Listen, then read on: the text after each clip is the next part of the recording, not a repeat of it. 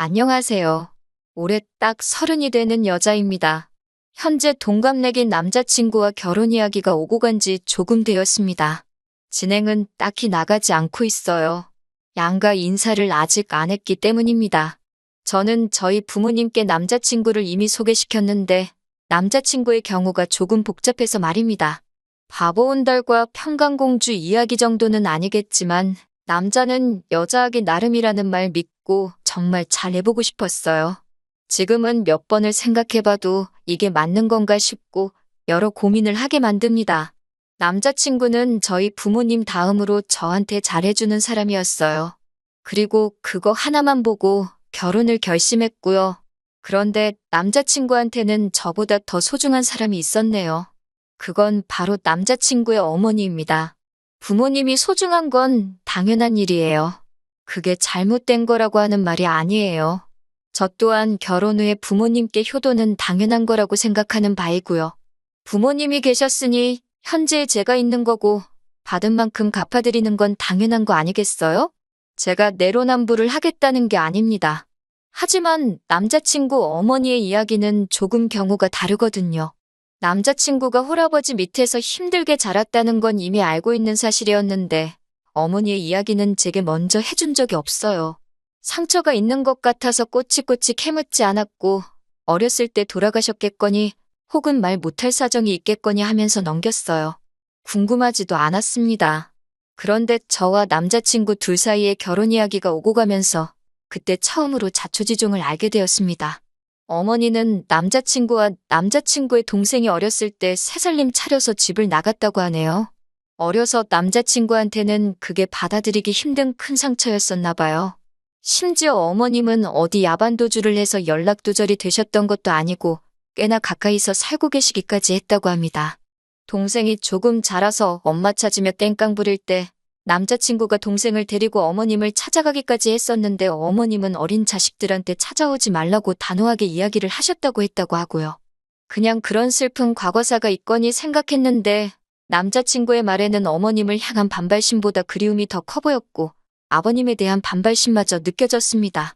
저는 남자친구의 말이나 행동에 조금 이상하다는 느낌을 받았어요. 어머님을 그리워할 수는 있지만 그렇다고 아버님을 증오할 필요까지는 없어 보였거든요. 어쨌든 지금의 남자친구가 있기까지 어머님의 도움 없이 자식들 키워낸 아버님의 공이 컸다고 생각하거든요. 충분히 갚아야 할 은혜라고 생각하는데 남자친구는 동생만 아버님 품에서 독립을 하고 나면 아버님은 국물도 없다는 식으로 말을 했어요. 결혼 이야기가 오고 가는 와중이기는 하지만 어쨌든 그때까지는 결혼한 사이도 아니다 보니 남의 집안일에 괜히 상관하고 싶지 않아서 말을 아꼈는데 자세한 내막을 알고 보니 남자친구는 취직을 한 이후부터 어머님하고 지속적으로 연락을 하고 있던 상황이라는 걸 알게 되었어요. 연애하는 동안 저는 남자친구를 이미 부모님한테 인사를 시켰던 상황이었는데 남자친구는 도통 아버님께 저를 인사시키는 자리를 마련해주지 않았거든요. 그런데 어머님 이야기를 제게 털어놓고 난 뒤부터 남자친구는 계속해서 저를 어머님한테 인사시키고 싶어 했습니다. 솔직히 많이 혼란스러웠어요. 인사를 한다면 저는 당연히 지금의 남자친구가 있도록 키워주신 아버님을 먼저 뵙는 게 순서라고 생각했거든요. 그런데 그걸 생략하고 어머님을 먼저 인사를 시키겠다는 거잖아요. 그런데 남자친구는 다짜고짜 아버님은 결혼식 때 부르지도 않겠다는 선언을 하는 겁니다. 혼주석에는 어머님이 오실 거고 아버지와는 연을 끊고 지내겠다고 하는 거죠. 지 결혼이니까 지 마음 가는 대로 하고 싶은 건 알겠는데 자초지종만 들었을 때 어머님이 바람이 나서 피부치 같은 자식들 남겨두고 새살림 차렸을 때 그때 이미 혼주석에 앉을 자격을 잃은 거나 마찬가지라는 생각을 갖고 있었기 때문에 남자친구의 발언이 조금 충격적이기는 했습니다. 결혼이 남자친구와 제가 좋아서 하는 것도 있지만 어쨌든 양가 집안이 하나가 된다는 의미가 더 큰 부분이잖아요. 호적에도 당연히 아버님 밑으로 올라가 있을 텐데 저렇게 막무가내로 나오니 뭐라 할 말이 없더라고요. 말 못할 사정이 있어서 그러냐, 왜 그런 생각을 가지고 있느냐 물어봤는데 그건 일단 자기 어머니부터 만나보고 그러고 나서 말을 해준다고 하기에 일단 알겠다고 했습니다. 그리고 얼마 지나지 않아서 남자친구 어머님한테 인사를 드리러 다녀왔고요. 남자친구 어머님, 첫 인상이 참 강렬했어요. 제가 속으로는 아버님 편이라서 그런가 나이가 많이 젊어 보이시기는 했는데 꾸미고 다니시는 게 문제는 아니지만 그런 것마저도 제 눈에는 좋아 보이지 않았습니다. 50대 초반이시니까 정말 20대 되자마자 결혼하셔서 남자친구를 가지셨던 거죠. 어머님의 자기소개는 충격의 연속이었습니다. 그때는 새 살림 차려서 나가셨지만 지금은 또 혼자 지내고 계신다고 하셨고요. 자기가 워낙 개방적이라서 자유로운 만남을 추구하는 사람이라는 말까지 덧붙이시면서요. 얼마 전까지는 남자친구 동생과 아버님이 계시는 곳, 같은 지역에서 터전을 잡고 살고 계셨는데 최근에 골프 치다가 알게 된 사람 따라서 서울 근처에서 올라와 계신다고 하셨습니다. 마침 집도 근처니까 며느리랑 이렇게 해서 셋이 자주 보면 되겠다고 하시면서 웃으시는데 솔직히 어머님이 저를 며느리라고 부를 자격이 있다고 생각하느냐 따지고 싶었지만 긴 말 하지 않았어요. 괜히 제가 분위기를 박살내고 싶지는 않았거든요. 졸지의 시아버지만 3명이 생겨버린 이 상황을 웃으면서 넘겨야 하는 건지 이건 아니지 않냐고 솔직하게 내 의견을 말해야 하는 건지 정신이 하도 없어서 표정 관리도 똑바로 못하고 있었습니다. 그런데 남자친구와 이미 이야기가 되어 있던 건지 제가 먼저 묻지도 않았는데 아버님과 헤어지게 된 과거 이야기를 하나씩 술술 풀어놓기 시작하셨어요. 그때는 어려서 아무것도 몰랐다. 남자친구 아버님한테 사기를 당한 거나 마찬가지다 하시면서 침몰하고 있는 배에 같이 타서 둘 다 인생 종치느니 나라도 잘 돼서 애들 챙겨줘야겠다 싶어 새살림 차려서 나간 거라고 하시고 막상 새살림을 차렸더니 그 집구석에서는 애들도 못 만나게 하더라. 내가 뭔 힘이 있겠냐. 일단 나라도 살고 봐야 훗날을 도모하지 않았겠냐. 그리고 이제라도 애들하고 잘 지내기 위해 그 집구석하고도 이별하고 나온 거라고 하시는데 솔직히 제 귀에는 그게 그냥 가져다 붙이는 변명거리로밖에 들리지 않고 그냥 그럴싸한 이유로 자기 합리화를 하고 있다는 생각밖에 들지 않았습니다. 어떤 상황이건 간에 핏덩이인 자식들 버리고 도망간 걸 설명할 수 없잖아요? 어떻게든 엄마 노릇을 하고 싶었는데 새살림 차린 집에서 못하게 막았으면 진작에 그 집구석을 나와서 혼자 지내시더라도 아버님과 이미 갈라섰다 하더라도 충분히 자식들과 교류하며 어느 정도 뒷바라지를 해주실 수 있던 것 아니겠어요? 그런데 그것 또한 새살림 차린 집구석에서 싫어해서 못했다는 걸로 대충 넘어가려고 하시니 한참 어린 제가 보기에도 그 모습이 좋게 보일 턱이 없었습니다.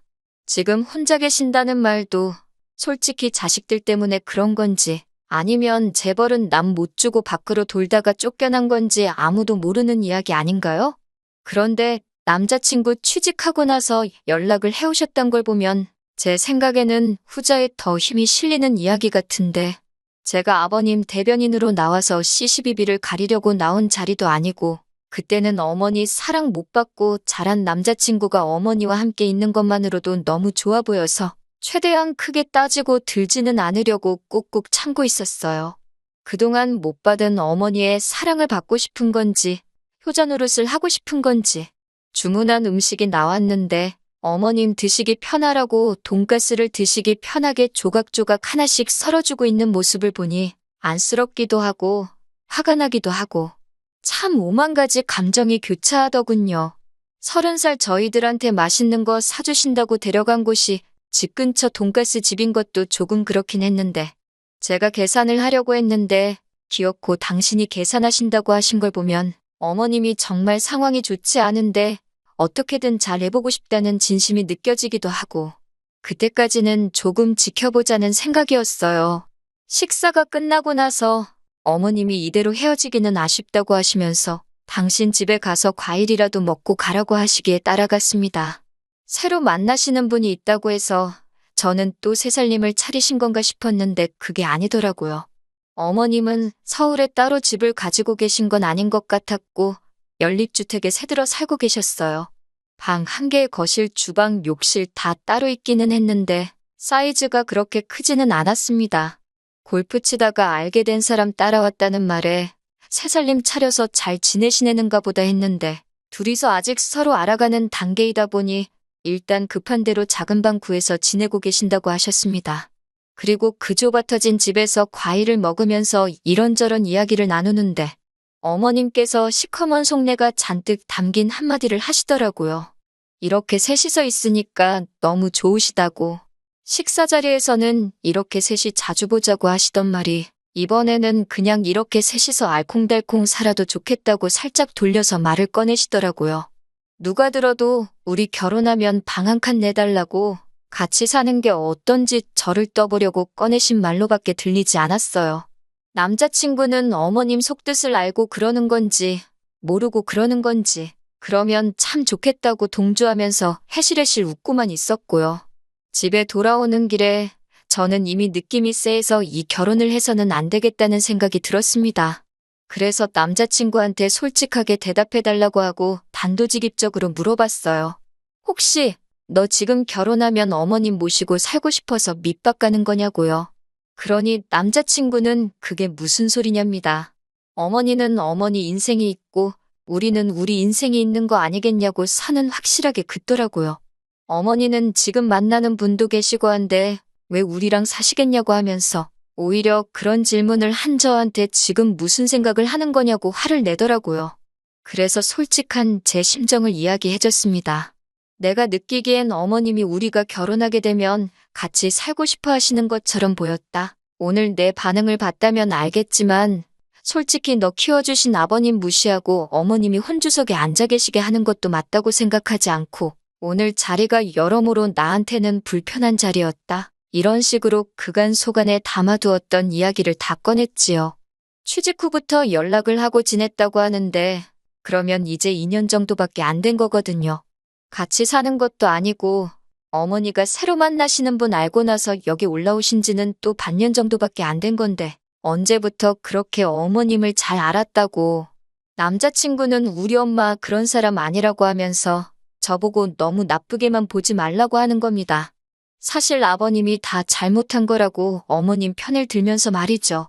아버님이 애초에 어머니한테 잘했으면 어머니가 자기랑 동생 두고 새살림 차릴 필요도 없었던 거 아니냐. 자기가 지금 이 자리까지 오게 된 것 또한 아버님 덕이 아니라고.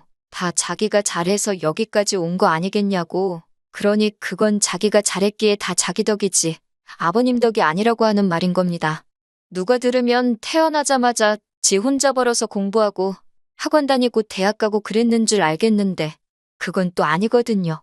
대학 생활을 서울에서 자취생활하면서 학자금 대출도 없이 아르바이트도 안 하고 지냈는데 그걸 어떻게 자기 덕이라고 할 수 있나요? 제가 세상에 너보다 어려운 환경에서 이룰 거 못 이루고 하고 싶은 거 시작도 못 해보고 포기하는 사람들이 한두 사람이 아니라고 복 받은 줄 알고 아버님한테 잘하라고 한마디 했습니다. 그랬더니 갑자기 혼자 욱해서 네가 내 자라온 과정을 아냐 마냐 하면서 울분을 쏟아내더라고요.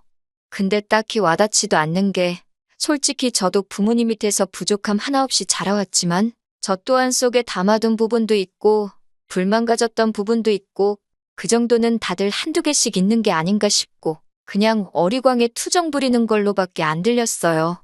주로 하는 말에 요지는 결국 자기랑 자기 동생을 엄마 없이 자라게 했으니 전부 아버님의 잘못이고 죄라는데 너보다 더 힘들게 사는 사람이 대한민국의 수두룩백백이라고 일침을 놔주고 싶었지만 더 말해봐야 제 입만 아프고 또 같은 소리만 반복하겠다 싶어서 그날은 그만 이야기하자고 말하고 그냥 집에 돌아왔어요.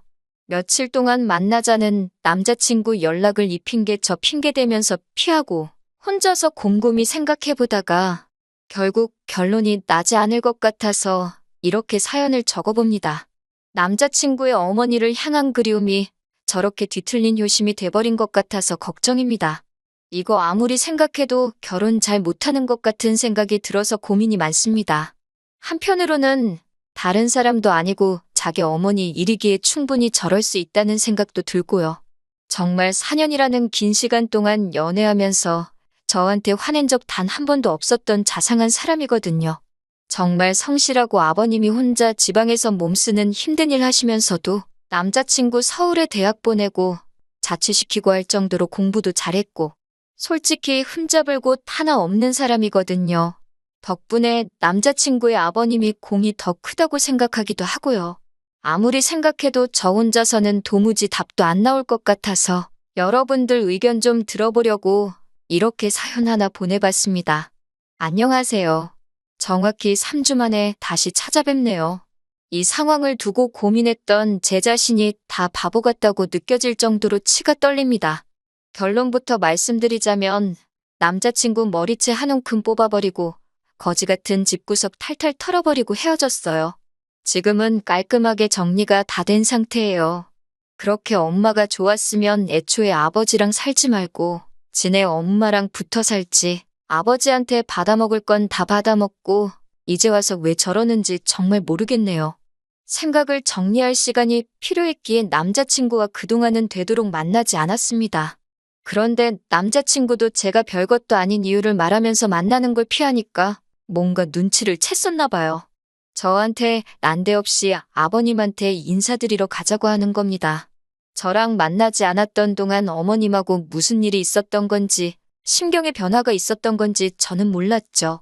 제가 아버님 쪽에 편을 들기는 했지만 그건 어머님이 너무나도 말이 안 되는 상황이었기에 그랬던 거지 실제로 만나뵌 적은 한 번도 없었거든요. 그래서 아버님을 한 번 뵙고 싶기는 했어요. 아버님이 하시는 걸 보면 남자친구가 어떤 성격을 가지고 있는지, 왜 저러고 있는지, 아버님을 왜 저렇게 싫어하는 건지 어느 정도 남자친구의 상황을 이해를 할 수 있을 거라고 생각했거든요. 그래서 남자친구를 만나 출발했습니다. 그런데 경부고속도로에서 갑자기 수원으로 차가 빠지는 겁니다. 아버님 계시는 곳은 절대 아니죠. 수원 쪽에는 어머님이 계시는 곳이거든요. 뭐 하는 거지 싶었는데 차가 익숙한 길로 접어들더니 어머님 지내시는 집으로 가더군요. 남자친구한테 지금 뭐 하는 거냐 했더니 가보면 안다고 하는 거예요. 집에 들어가니 아버님은 당연히 없고 어머님만 계셨고요. 남자친구한테 작은 목소리로 이게 뭐 하는 거냐고 한마디 했더니 기다리라고만 하는 겁니다. 어머님은 음식 준비에 한참이셨고요. 그 모습을 보니까 오만 가지 생각이 다 들었네요. 아버님이 이 집으로 오시기로 했나 싶기도 하고 어머님은 저희 보고 음식 좀 도와달라고 하시는 겁니다.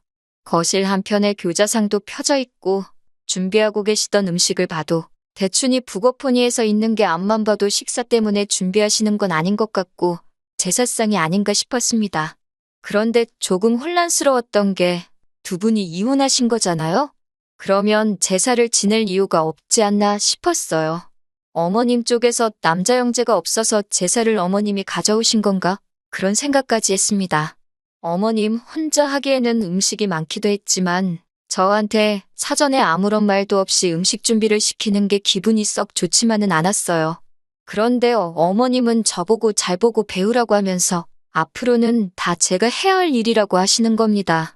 아직 결혼이 확정된 상황도 아닌데 솔직히 왜 저러시나 싶었어요. 그래도 아버님이 오신다니 별말 안 하고 준비하는 것부터 상 차리는 것까지 끝까지 도왔습니다. 저희 집도 제사를 지내기 때문에 제사 지내는 것 자체가 문제라고 생각해 본 적은 없었거든요. 준비가 다 끝나고 어머님이 어디에 전화를 하시니 얼마 안 있어서 문이 열리는 소리가 들리더라고요. 아버님이 들어오셨고 남자친구가 오셨어요? 아버지? 하고 살갑게 맞이하는데 속으로 했습니다. 앞으로 평생 얼굴도 안 보고 살 것처럼 아주 이빨을 드러내놓고 있던 모습과는 다르게 외투도 직접 받아서 옷걸이에 걸어주고 너무 잘했기 때문이에요. 무뚝뚝하신 성격인지 저한테는 살짝 목례만 하고 들어오시자마자 준비되어 있는 제사상의 향을 피우시더군요. 남자친구가 옆에서 술 한 잔 따르고 저를 올리시더니 그 다음에는 다 같이 절을 하자고 해서 얼떨결에 저도 절을 해버리고 말았어요. 그리고는 이게 맞나 싶어서 저는 실례하겠습니다 하고 밖에 나가 있었습니다. 제사가 다 끝나고 나서 저보고 뒷정리를 도우라길래 일단 저도 도왔어요. 이때까지만 해도 저는 정말 아무것도 몰랐습니다. 이윽고 네 사람이서 식사가 시작되었어요. 아버님이 과묵하셔서 그런지 식사 자리가 분위기가 조금 무거운 편이었습니다. 아버님이 앞에 계시면 저렇게 찍소리도 못할 거면서 뭘 그렇게 아버님이 싫다고 이를 갈고 그랬는지 싶었습니다. 오고 가는 말이 하나도 없다 보니 제가 아버님 말씀 많이 들었다고 저희가 내려가도 됐는데 여기까지 오시느라 힘드셨겠다고 한마디 했어요. 그랬더니 아버님이 조금 당황스러운 눈빛을 하시면서 어머님을 쳐다보시는 거예요. 그리고 이어진 설명에 정말 저는 두 손 두 발 다 들고 결혼은 물론이고 남자친구와의 관계를 정리해버리게 되었습니다. 온갖 근엄한 척을 다 하던 그 사람은 아버님이 아니었던 겁니다. 어머님 새인이라던 그 사람이었던 거예요. 이때는 이미 상황을 정리해보고 화를 참고 그런 수준의 문제가 아니었습니다. 열이 확 오르더라고요. 남자친구한테 대체 이게 무슨 상황인 거냐고 물으니 남자친구는 대수롭지 않게 뭐가 문제냐는 듯 아버지께 저를 인사시킨다고 하지 않았냐 하면서 당당하게 나오더군요. 저게 니네 엄마 새인이지 어떻게 아버지냐고 했더니 저보고 말 조심하라고 하더군요. 앞으로 지한테 아버지는 저 사람 한 분뿐이라나요. 어머님한테 3주 전만 해도 알아가는 단계라고 했는데 벌써 결혼까지 다 하신 거냐고 물어보니 그건 또 아니랍니다. 아직 그 남자 쪽에서 이혼을 하지 않았다고. 그 말을 들으니 화가 나는 걸 떠나서 어처구니가 없더군요. 그러면 저보고 지금 생판상관도 없는 사람 제사 준비를 시킨 거냐고, 그리고 앞으로 제가 하게 될 테니 배우라고 한 거냐고 따져 물었어요. 그러니 이번에는 어머님이 나서서 저한테 통사정을 하는 겁니다. 제가 잘 도와줘야 한다는 거예요. 자기가 그 남자분하고 잘 되려면 제사를 이어받아야 한다고요. 그러면 그분이 지금의 부인과 이혼을 하고 그리고 나서 자기와 결혼을 해줄 거라고 하는 겁니다. 그러면서 자기가 안정적으로 정착을 하려면 저랑 남자친구가 잘해야 한다는 거예요. 어머님의 새해인은 애초에 제가 남자친구랑 분위기가 안 좋아지기 시작할 때 몰래 외투 챙겨서 밖으로 슬금슬금 나가던데 알고 보니 자리를 피해준 게 아니고 분위기가 이상해지니까 아예 집으로 꽁지가 빠지도록 내빼버린 상황이었고요. 정말 토시 하나 틀리지 않고 어머님한테 지금 제정신으로 하시는 말이냐고 한마디 했습니다.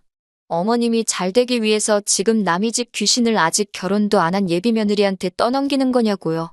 제가 따따따 쏘아붙이며 어머님을 몰고 가니 남자친구가 저한테 버럭 소리를 지르더군요. 시어머니한테 말버릇이 그게 뭐냐고요. 그러면서 지금 이 상황이 전부 다 제 탓인데 저보고 그것도 하나 이해 못해주는 거냐고 적반하장으로 나오는 겁니다. 너네 집이 콩가루인 게 왜 내 탓이냐고, 어떻게 그걸 내 탓이라고 할 수 있느냐고 했어요.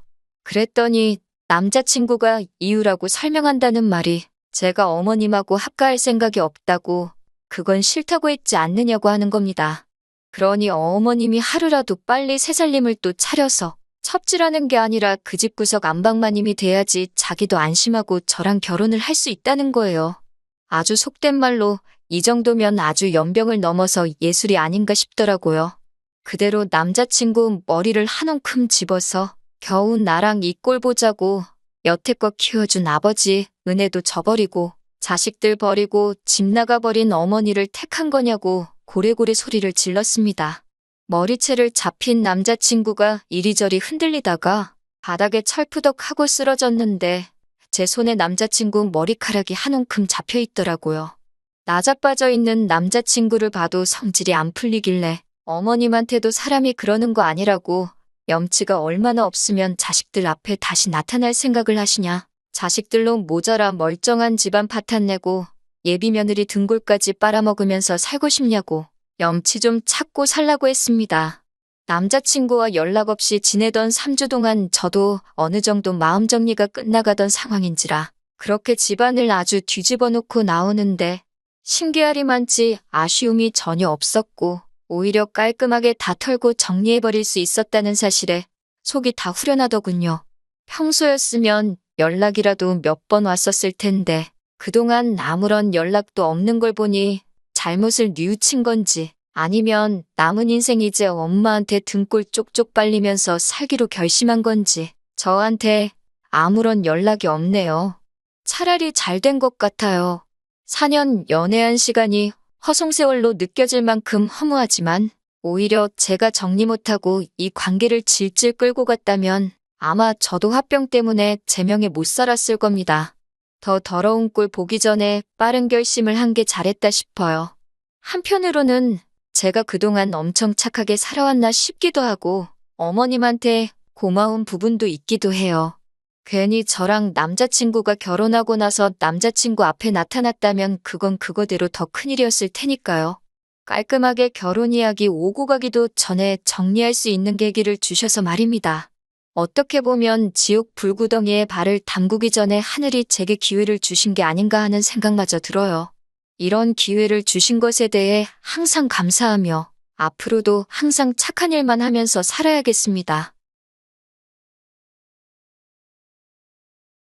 긴 이야기 들어주셔서 감사합니다. 오늘의 사연은 여기까지입니다. 구독과 좋아요, 알람 설정해주시면 앞으로 더 좋은 사연으로 찾아오겠습니다. 감사합니다.